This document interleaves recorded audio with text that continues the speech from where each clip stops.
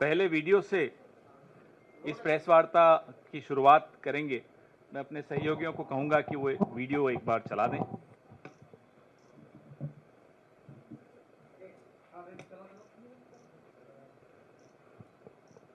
Volume. अब मैं अच्छी तरह जानता हूँ, तो इन पर थोड़ा सा दबाव डालो, थोड़ा सा धक्का मारो, डर के भाग जाते हैं। जैसे उधर से ट्रंप ने एक इशारा किया, फोन उठाया, कहा मोदी जी क्या कर रहे हो, नरेंद्र सरेंडर, और जी हजूर करके नरेंद्र मोदी जी ने ट्रंप के इशारे का पालन किया। आपको एक समय याद होगा जब फोन कॉल नहीं आया था, 7th फ्लीट आई थी, 71 की लड़ाई में 7th फ्लीट आई थी, हथियार आए थे, एयरक्राफ्ट कैरियर आया था। इंदिरा गांधी जी ने कहा मुझे कुछ जो करना है मैं करूंगी। ये फर्क है, इनका कैरेक्टर है। ये सारे के सारे ऐसे हैं। आजादी के समय से सरेंडर वाली चिट्ठी लिखने की आदत है, 1 सेकंड में थोड़ा सा दबाव पड़े भैया ये लो, हाँ, तो ये इनका कैरेक्टर है। धन्यवाद। तो आपने देखा जो हमारे बेचारे भक्तजन हैं, पिछले 11 साल से एक पिक्चर बना रहे थे अपने हीरो पे, मुकद्दर का सिकंदर। पिक्चर बन गई। पिक्चर बनने के बाद जब निकल कर आई, वो निकली नरेंद्र का सरेंडर। मुकद्दर का सिकंदर तो पता नहीं कहां गया। और नरेंद्र का सरेंडर जो आप बार बार देखते हैं, भक्तों को अब जाकर दिख रहा है। कई भक्त अब बेचारे हताश भी हो गए, निराश भी हो गए, सोशल मीडिया से दूर भी हो गए, व्हाट्सएप में ग्रुप छोड़ रहे हैं। हमें समझ में आता है उनका दर्द। देखिए, बहादुरी जो होती है ना, इंसान के चरित्र में होती है। उसका कोई इंजेक्शन नहीं होता, कोई दवाई का डोज ले लिया, बूस्टर शॉट ले लिया, ये सब नहीं चलता। बहादुरी तो अगर है तो है, नहीं है तो नहीं। तो ये भक्तों के सरेंडर में बहादुरी बिल्कुल नहीं दिखेगी। कायरता का इतिहास इनका अपना, खुद इनके संगठन का खुद। जब इतिहास ही कायरता का है और ऐसा व्यक्ति अगर देश की बागडोर संभालता है, तो देश का भविष्य खतरे में पड़ता है। वर्तमान में आपको सामने दिख रहा है। 10 मई की दोपहर को जब हमारी बहादुर सेना ने पाकिस्तान की गर्दन दबोच ली थी, हावी हो गई थी, अचानक फोन आता है ट्रंप साहब का, जैसा भी आपने राहुल जी को सुना। और फोन आकर बोला जाता है, नरेंद्र जी सरेंडर कर लीजिए। कड़क आवाज में बोला होगा, ये हमें पूरा भरोसा है। और यहां से भाई साहब जो हैं मिमियाते हुए सरेंडर कर गए। एक बार में निर्णय हो जाता कश्मीर का भी। पाकिस्तान घुटनों पर था, घुटनों से भी आगे हो जाता और ज्यादा पूरा नतमस्तक हो जाता। लेकिन फोन आ गया। और साहब को जब वहां से फोन आ जाए तो आप समझ सकते हैं कि हम तो वो सोच रहे हैं कि उनकी बॉडी लैंग्वेज, क्योंकि आजकल सोशल मीडिया पे बॉडी लैंग्वेज एक्सपर्ट्स भी बहुत हैं, उस वक्त बॉडी लैंग्वेज क्या रही होगी जब डोनाल्ड ट्रंप का फोन आया हो। पिछले 22 दिनों में अमेरिकी राष्ट्रपति 11-12 बार, अब तो हमने गिनना बंद कर दिया, लेकिन 11 बार से भी ऊपर, 1 दर्जन समझ लीजिए बार कह चुके हैं कि मैंने व्यापार की धमकी देकर सीज फायर करवाया। ये नहीं बोला उन्होंने कि मैंने प्यार से बोला, प्यार की भाषा इस्तेमाल की, व्यापार की भाषा इस्तेमाल की। मोदी जी का किसी ने अगर जवाब सुना हो तो बता दीजिए। कहीं कहीं आपने, आजकल तो बड़ा रोड शो कर रहे हैं, अपनी नसें दिखाते हुए सिंदूर सिंदूर सिंदूर, कहीं आपको दिखा हो नरेंद्र मोदी ने कहीं जवाब दिया हो डोनाल्ड ट्रंप को? आंख उठाकर नहीं सुनाई देगा आपको। क्यों? क्योंकि नाम नरेंद्र, काम सरेंडर। ये हकीकत है इस व्यक्ति की, जो पिछले 11 साल से इस देश की बागडोर संभाले हुए। 1 महीना हुआ से ज्यादा ही हो गया, हम लगातार ये सवाल पूछ रहे हैं साहब, देश के आत्मसम्मान के साथ ये सौदा क्यों? हम पूछ रहे हैं पहलगाम के आतंकियों का क्या हुआ? हम पूछ रहे हैं सीजफायर किन शर्तों पर हुआ? हम पूछ रहे हैं कहां है हाफिज सईद, अजहर मसूद, दाऊद इब्राहिम, अनेक ऐसे आतंकी, पहलगाम के आतंकी। पहले ये वही ग्रुप है, एजेंसियों की द्वारा जो जानकारी मिलती रहती है हम सबको, आप सबको, ये वही ग्रुप है जो पहले ऐसे कई आतंकी हमले 4 बार तो कर ही चुका है, पुंछ में, गांडरबल में और भी कई जगह, गुलमर्ग में। तो उस समूह का क्या हुआ? आतंकी समूह का आपने सीजफायर तो बड़े दौड़ दौड़ कर दिया। ये जो महीने भर से जवाब की जगह, माफ कीजिएगा, सस्ते डायलॉग मिल रहे हैं, ये रैलियों का प्रेम चोपड़ा, हम ये पूछते हैं इनसे कि भाई रैलियों का प्रेम चोपड़ा डोनाल्ड ट्रंप के आगे क्यों रो पड़ा? क्यों नहीं जवाब देते? चलिए, डोनाल्ड ट्रंप को देने की हिम्मत नहीं है, हम सब आपसे सवाल पूछ रहे हैं, नहीं जवाब देंगे। सवाल पूछने वाला पाकिस्तान की भाषा में बात कर रहा है, सवाल पूछने वाला विपक्ष इस देश के टैक्स पेयर की बिहाफ पे, उसकी तरफ से, उसके मन की बात आप तक पहुंचा रहा है। यह सवाल इस देश के टैक्स पेयर के मन में है, जो आपके सैकड़ों विदेशी दौरों का पैसा देता है, जो हथियार जो आप खरीदते हैं उसका पैसा देता है। ये उसके मन के सवाल हैं कि सीज फायर किन शर्तों पर हुआ, क्यों दबाव में आए, क्यों पाकिस्तान की हाथ में आई गर्दन को छोड़ दिया, किससे डर गए? और नरेंद्र मोदी प्रधानमंत्री हो सकते हैं, प्रधानमंत्री देश नहीं होता है, वो देश का प्रधानमंत्री हो सकता है, देश का सेवक हो सकता है, लेकिन भारत देश का नाम अलग अलग है। जम्बू द्वीप भी है, हिंदुस्तान भी है, भारत भी है, इंडिया भी है, आर्यवर्त भी है, नरेंद्र मोदी नहीं है और न कभी हो सकता है। इसलिए जो ये कहता है कि नरेंद्र मोदी को सरेंडर करने की बात कहना मतलब भारत को सरेंडर करना, वो आंख और कान खोलकर सुन ले और देख ले। ये देश 140 करोड़ भारतवासियों का है, सबका उतना ही है जितना नरेंद्र मोदी का है। तो ये मत सोच लीजिएगा कि Narendra Modi is India and India is Narendra Modi, ये गलत है। आप इनके 10 साल का कार्यकाल देख लीजिए, take a look at the 11 years of his tenure. हमेशा सरेंडर करते हुए दिखेंगे, बड़ी बड़ी बातें, काला धन सरेंडर, फिर बड़ी बड़ी बातें, बेरोजगारी खत्म कर देंगे सरेंडर, किसानों की आय दुगनी कर देंगे सरेंडर, चीन को लाल आंख दिखाएंगे।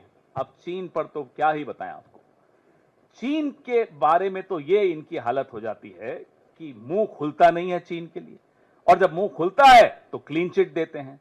अभी पिछले हफ्ते चीन पर साहब बोल रहे थे, नाम नहीं लिया चीन का, चीन का नाम लेने में इतना डरते हैं कि अपने ही देश के एक बहुत बड़े भूभाग की बेइज्जती कर देते हैं, क्योंकि एक शब्द नहीं बोल पा रहे चीन। कहते हैं कि गणेश जी की आंखें छोटी होती हैं, खुल नहीं पाती। अरे साहब, इस देश का पूरा नॉर्थ ईस्ट में आंखें छोटी होती हैं, आप उन्हें चिढ़ा रहे हैं, आप उनका अपमान कर रहे हैं, गणेश जी का भी अपमान कर रहे हैं। बोलिए ना, चीन से बने हुए माल को नहीं लेना है। देश के प्रधानमंत्री की इतनी हिम्मत नहीं है कि चीन का नाम ले सके, कह रहे गणेश जी की आंखें छोटी होती हैं, खुलती नहीं है। अरे, और देश के प्रधानमंत्री क्या रैलियों में आह्वान करेंगे? स्वदेशी की मूवमेंट हमारी पार्टी ने कब चलाई थी? जब अंग्रेजों का राज था, तब हम नीतियां नहीं बना पाते थे, इसलिए हमने स्वदेशी का पूरा आह्वान किया, विदेशी माल जलाया गांधी जी के नेतृत्व में। इनकी पार्टी ने, इनकी जो विचारधारा वाले लोग हैं, इन्होंने नहीं किया। मैं कांग्रेस की बात कर रहा हूं। अब तो आप प्रधानमंत्री हैं, अब भी आप आह्वान कर रहे हैं, हिम्मत दिखाइए, नीति बनाइए, सरेंडर मत कीजिए, नरेंद्र बनिए, सरेंडर मत बनिए। नीति बनाइए कि साहब चीन का माल नहीं आएगा हिंदुस्तान में, तब तो हमको समझ में आएगा कि साहब आप में कुछ थोड़ा बहुत गुण है। हाँ, हमें पूरा भरोसा है कि है नहीं, क्योंकि अब तो 11 साल हो गए। बोलते हैं साहब ये नया भारत है, ये नया फलाना है, नया ढीमका है, नया ये है, नया सब कुछ तो नया है। अरे साहब पुराना भारत वो था जो सातवें बेड़े से नहीं डरा, जिसने पाकिस्तान के 2 टुकड़े किए, जिसने निक्सन को नजरअंदाज किया, जिसको मनाने के लिए फिर निक्सन ने अपने स्पेशल एक दूत को भेजा, जो क्योंकि इंदिरा जी दिल्ली में नहीं थी, जॉन कॉनेली उस दूत का नाम था, ट्रेजरी सेक्रेटरी था अमेरिका का। इंदिरा जी दिल्ली में नहीं थी तो वो शिमला गया उनसे मिलने, क्योंकि निक्सन रूठे हुए भारत को मनाना चाहता था। ये पुराना भारत था, ये आए हैं नया भारत लेकर। तो भारत को आप बख्श दीजिए साहब, आपकी कायरता से भारत को बख्श दीजिए, भारत बड़ा आपका ऋणी रहेगा। क्योंकि आपकी कायरता इस देश की नौजवान पीढ़ी को क्या सिखाकर जा रही है? सिर्फ डायलॉग में हमें आपकी जरूरत नहीं, हमारे पास बहुत है, हमें मालूम है आपने ट्रेनिंग ली है डायलॉग देने की। और ये एक हकीकत है जो मैं बार बार दोहराता हूं, आप लोगों को मजाक लगता है, मजाक नहीं है। उस आदमी को फिर सांसद भी बनाया एक टर्म के लिए, जिससे ट्रेनिंग ली थी, आप नाम जानते हैं, परेश रावल। उसी से ट्रेनिंग लेते थे ये साहब, कई कई घंटों गुजरात में ट्रेनिंग का सेशन चलते थे, मुझे मालूम है किसके फार्म हाउस पे चलते थे। चलिए वो छोड़िए, आप देश के प्रधानमंत्री हैं, फिर आप नया भारत मत करिएगा। अब विदेश नीति, सरेंडर नीति, देश के अंदर सारी नीतियां ट्रोल्स चलाते हैं, और देश के बाहर की जो नीतियां सरकार में जो बनाई जा रही हैं, वो एक व्यक्ति जो सरेंडर करके बैठा है वो चलाता है। बांग्लादेश पड़ोस में है, भारत की सीमा से 12 किलोमीटर दूर बांग्लादेश में एक पुराना खंडहर एयरबेस, अब उसको चीन अपग्रेड कर रहा है, मॉडर्नाइज कर रहा है, उसका रिपेयर कर रहा है, भारत की सीमा से 12 किलोमीटर दूर। ये अभी इसी हफ्ते की डेवलपमेंट, ये अभी 2-3 दिन पहले की खबर है। ये विदेश नीति आपकी है कि संकट की घड़ी में एक भी देश, मैं दोहराता हूं, एक भी देश आपकी सुर में सुर मिलाकर पाकिस्तान को आतंकी देश नहीं करार कर पाया। आप नहीं कर पाए। जब ऑपरेशन सिंदूर आपने लॉन्च किया, एक भी देश, मैं फिर दोहरा रहा हूं, एक भी देश आपके साथ नहीं खड़ा था। वहां तुर्की खड़ा था, चीन खड़ा था, अजरबैजान खड़ा था, लगातार प्रस्ताव आ रहे थे। ऑपरेशन सिंदूर के पश्चात कुवैत ने वीजा रेस्ट्रिक्शन हटा दी पाकिस्तान पर से। कुवैत में 21% आबादी भारतीयों की है। कुवैत का जो लेबर फोर्स है, श्रमिक जो हैं, 30% श्रमिक कुवैत के भारत के हैं। अब ऑपरेशन सिंदूर के बाद डोनाल्ड ट्रंप ने जब भारत और पाकिस्तान को हाइफनेट कर दिया, उसके बाद कुवैत और पाकिस्तान एमओयू साइन कर रहा है लेबर पे, श्रमिकों पे। ये हमारे यहां के श्रमिकों की हालत होने वाली है। यह है सरेंडर नीति। इसीलिए कहते हैं नाम नरेंद्र, काम सरेंडर। हमें बोलने में अच्छा नहीं लगता है, देश के प्रधानमंत्री हैं, लेकिन अगर देश का प्रधानमंत्री कायर निकले, बहादुर सेना, बहादुर देश, पूरा विपक्ष आपके पीछे खड़ा था, आप घुटनों पर आ गए, अमेरिका के दबाव से आ गए। सेना हतप्रभ, देश हतप्रभ, विश्व हतप्रभ, विपक्ष हतप्रभ, मीडिया हैरान, लेकिन साहब सरेंडर। इसीलिए कहते हैं नाम नरेंद्र, काम सरेंडर। बांग्लादेश का मैंने आपको उदाहरण दिया, चीन का उदाहरण दिया। आप नेपाल में आप लोग पास में ही है, जाते भी होंगे, गए भी होंगे पिछले 2-3 साल में। टैक्सी वालों से बात करके देखिए, सरकार के किसी अफसर से बात करके देखिए, किसी भी पार्टी के नेता से बात करके देखिए। आप ही में से कई लोग मुझे भी आकर बताते हैं, मैं तो बहुत सालों से नहीं गया। जो एंटी इंडिया सेंटिमेंट है नेपाल में, 10 साल पहले नहीं था। नेपाल में जब इतना भारी भूकंप आया और हमारे मोदी जी कहते हैं कि वो भूकंप की जानकारी उन्होंने नेपाल को दी थी आने के बाद। मतलब उसके बाद भारत ने वहां बहुत सहायता की, लेकिन नेपाल आज चीन से इतना समीप आ चुका है। अब ये बताइए, सरेंडर नीति आपकी नहीं है तो क्या है? जो कॉरिडोर की बात हो रही है लगातार, जो पाकिस्तान के साथ कई और देशों के साथ चीन मिलकर कॉरिडोर जो बना रहा है, आप क्या कर पाए उसका? आप आईएमएफ का लोन रुकवा पाए तो बताइए। अभी मैं आपको एक और बताता हूं, वो क्रिएटिव चलाइए। अभी कुछ दिन पहले का मैं आपको 1 जून का फोटो दिखाता हूं आपको, बड़ी इसमें ये 1 जून को प्रधानमंत्री जी मिल रहे हैं Asian development bank mister Masato Kanda से। ये 1 जनवरी का, 1 जून का। 3 जून को एडीबी $800 मिलियन पाकिस्तान को दे रहा है। ये अभी कल की बात है। ये 1 जून फोटो देखिए, नतमस्तक हाथ जोड़कर बैठे हैं, और 3 जून को देखिए क्या हो रहा है। अब बताइए, नरेंद्र सरेंडर नहीं है तो क्या है?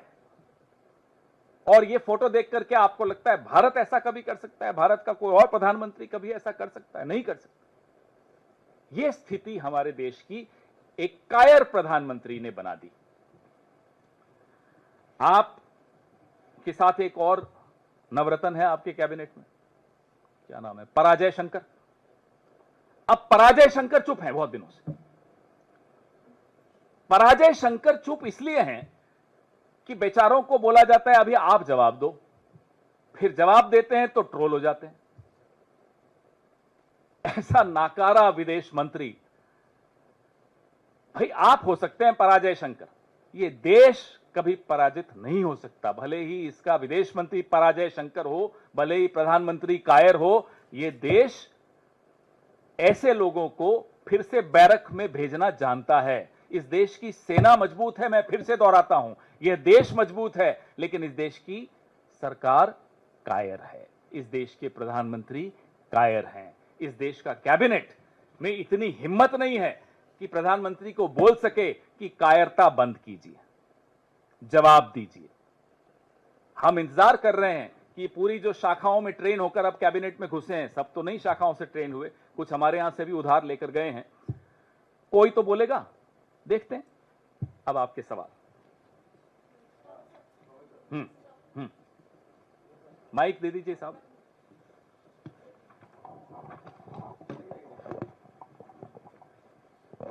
पवन सर, इसमें पानी नहीं है क्या? है उधर से 24 से मंगवा लो। हाँ जी।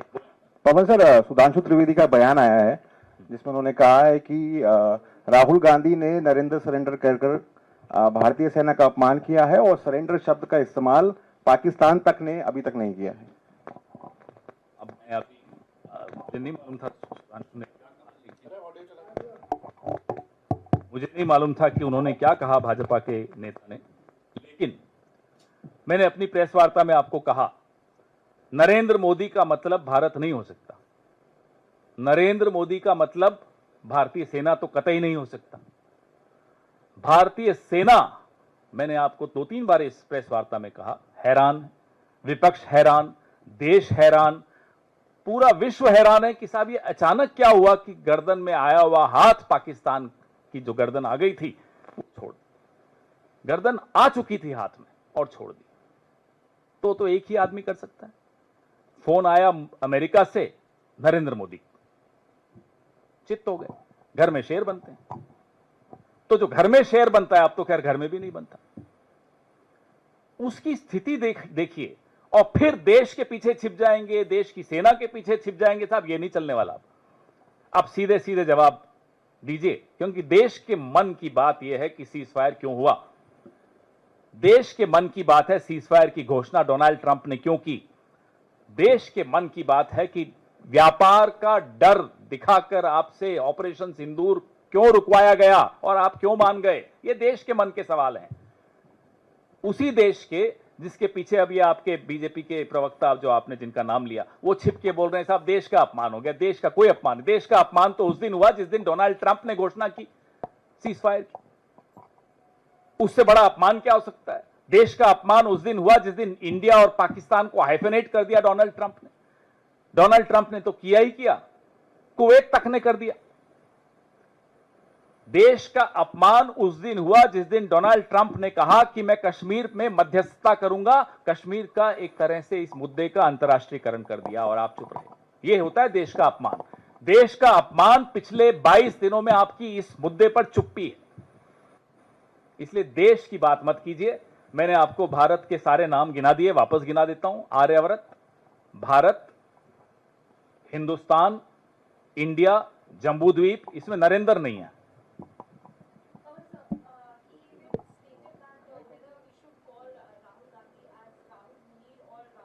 This is a serious issue. Please ask them not to reduce it to such petty cartoongiri. This is a very serious issue. Countries' honor, credibility, which we have earned, successive governments have earned over the last 7.5 decades, is getting lost because of one man's cowardice. So jokes can't be a response. They have to also pull up their socks and come up with something very substantial as a response. They have to respond to all the questions that the taxpayer of India wants to have the answers for. Why did you buckle under pressure of America and quickly agree to a ceasefire, especially when you had an upper hand over Pakistan thanks to the brave army of India, brave armed forces of India? So when you had an upper hand, why did you let it go? Why did you get afraid of America? So the country needs these answers. Why are you afraid of even uttering the word China? When you were last week, when the Prime Minister was exhorting the country that let's boycott foreign goods and just use Indian goods, he did not have the courage to utter the word China. And in the process of describing China and Chinese goods, he ended up insulting a lot of our fellow Indians, saying that, small eyes that can't open. That's not the way how a Prime Minister should talk about a large part of India. In fact, that's the way my friends and brothers and sisters from the Northeast are trolled in the North. And that's what we keep fighting against them. Don't troll them like this. The Prime Minister of India was trolling. So ask them to be serious. When serious questions are asked, they should have somebody serious to respond. Not Parajay Shankar. The Prime Minister himself must respond to these questions. And that's why we've been demanding a special session of Parliament. Sir मेरा सवाल है इधर से mic किसी पवन sir, मेरे पास सवाल है। आप देश की बात कर रहे हैं, जिस कार्यक्रम की आप बात कर रहे हैं वहां पे राहुल गांधी ने कांग्रेस पार्टी के 3 अलग-अलग घोड़ों का जिक्र किया। उन्होंने कहा कि पार्टी में कुछ लंगड़े घोड़े भी है। सर बीजेपी कह रही है कि पार्टी का इसी मुद्दे पर रहिए। माइक दीजिए इनको, उस पे बाद में कर लेंगे,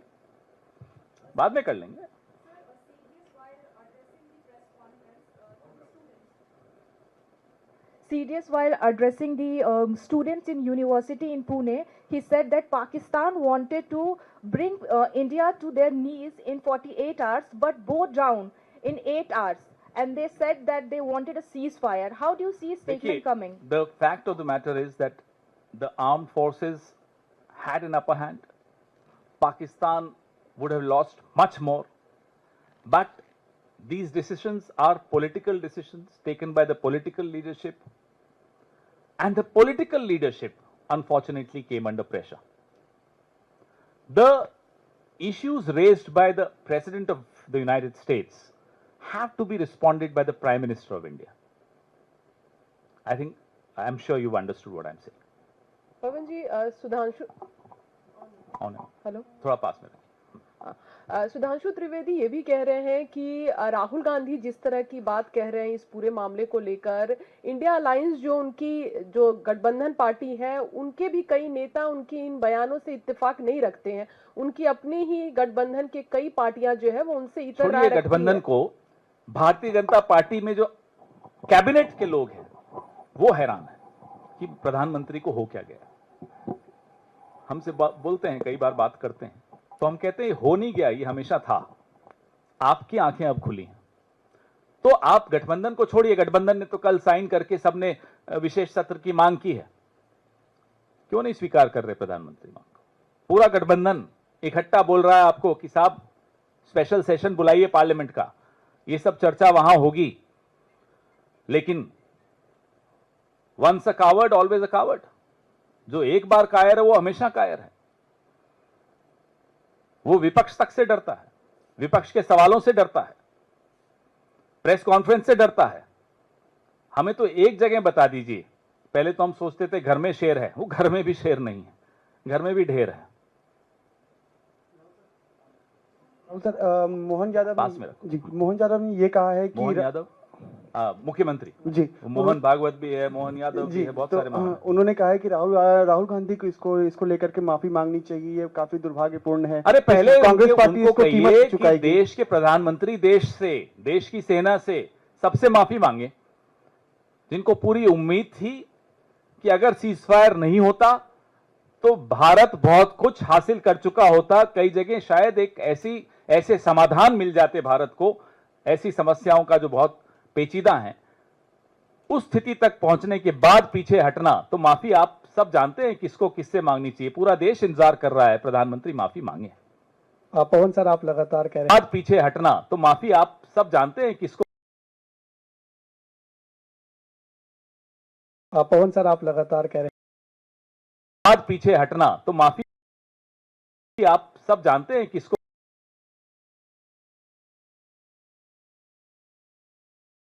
पवन सर, आप लगातार कह रहे हैं बाद पीछे हटना, तो माफी आप सब जानते हैं किसको।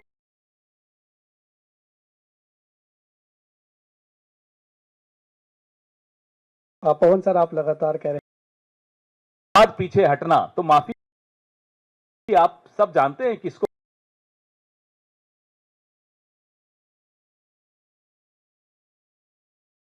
पवन सर, आप लगातार कह रहे हैं बाद पीछे हटना, तो माफी आप सब जानते हैं किसको।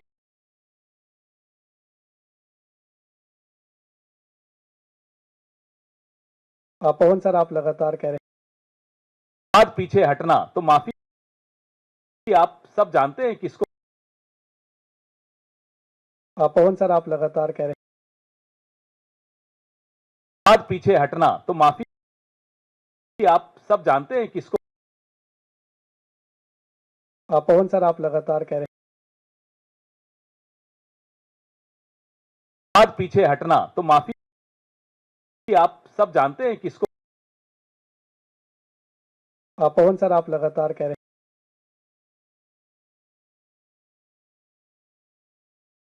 हैं आप सब जानते हैं किसको। पवन सर, आप लगातार कह रहे हैं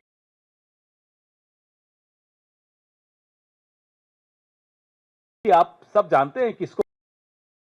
पवन सर, आप लगातार कह रहे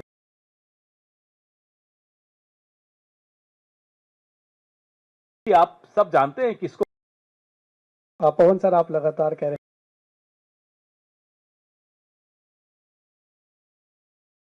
आप सब जानते हैं किसको। पवन सर, आप लगातार कह रहे आप सब जानते हैं किसको। पवन सर, आप लगातार कह रहे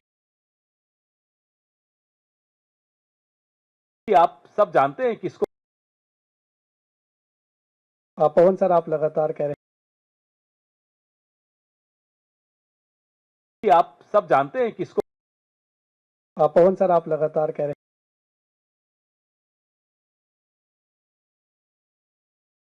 आप सब जानते हैं किसको।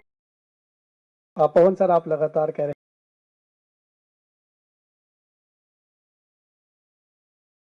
आप सब जानते हैं किसको। पवन सर, आप लगातार कह रहे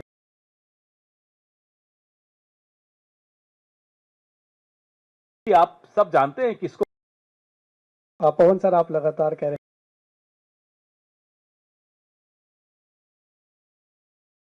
आप सब जानते हैं किसको। पवन सर, आप लगातार कह रहे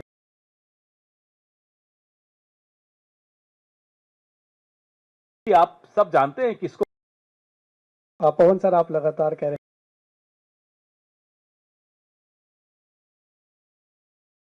आप सब जानते हैं किसको। पवन सर, आप लगातार कह रहे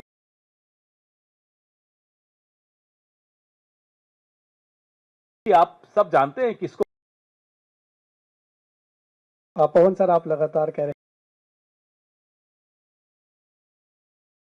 कि आप सब जानते हैं किसको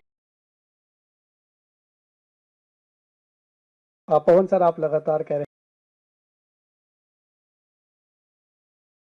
कि आप सब जानते हैं किसको पवन सर, आप लगातार कह रहे कि आप सब जानते हैं किसको पवन सर, आप लगातार कह रहे कि आप सब जानते हैं किसको पवन सर, आप लगातार कह रहे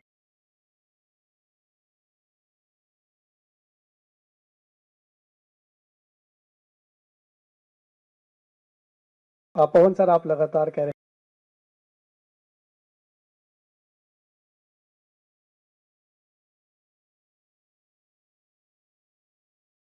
पवन सर, आप लगातार कह रहे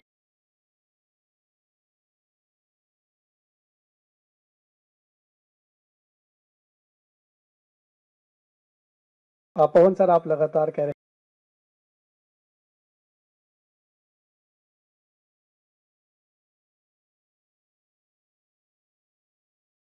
पवन सर, आप लगातार कह रहे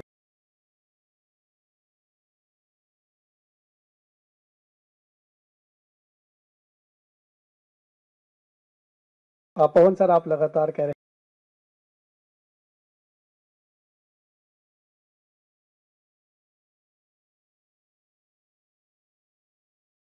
पवन सर, आप लगातार कह रहे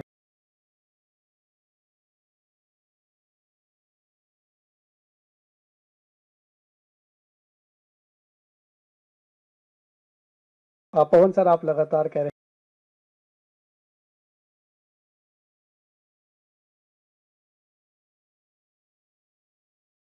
पवन सर, आप लगातार कह रहे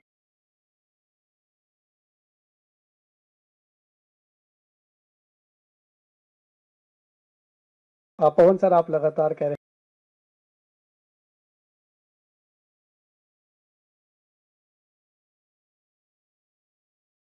पवन सर, आप लगातार कह रहे